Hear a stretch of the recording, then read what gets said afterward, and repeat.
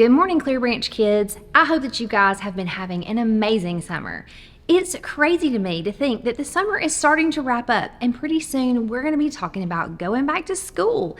But we're not ready for that just yet. And today's lesson is our last lesson in our Making Waves summer, where we're talking about how our actions and words can make a difference in the world around us. And our lesson today comes from the book of James, which was written by a man named James, as you might would guess. But he wasn't just any man. He was actually Jesus' half-brother. And so James grew up with Jesus. They probably played together. They might have even fought together from time to time. And I'm sure they ate together on many, many occasions. Probably there were times when they didn't want to eat together, just like we don't ever want to with our siblings sometimes.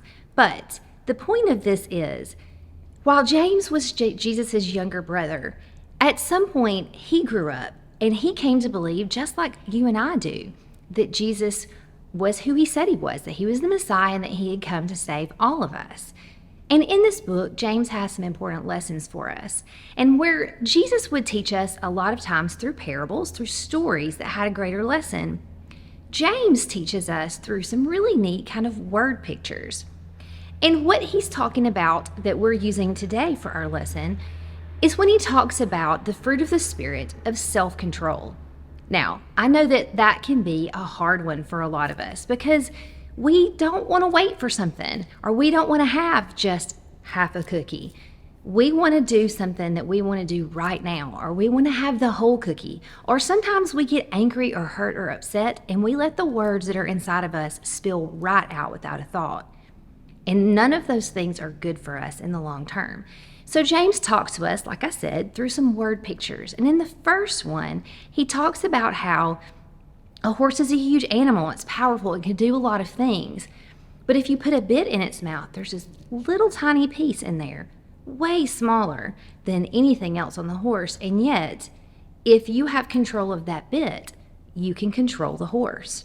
And he talks about a ship's rudder. You have a huge ship that can sail through the waters.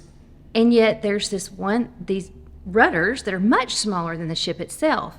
But if you're controlling those rudders, you are controlling the direction and the speed that the ship is going in.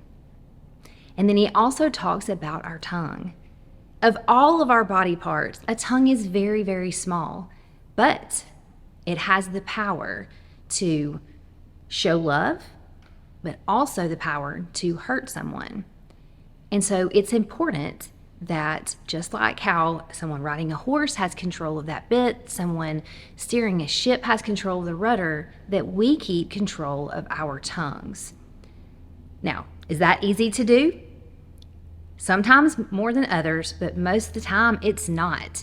And so just like James told us then, we have to ask God for help to help show us the right way that we should live, help give us the right words to say, and help us to practice self-control and not saying the words that can hurt someone else.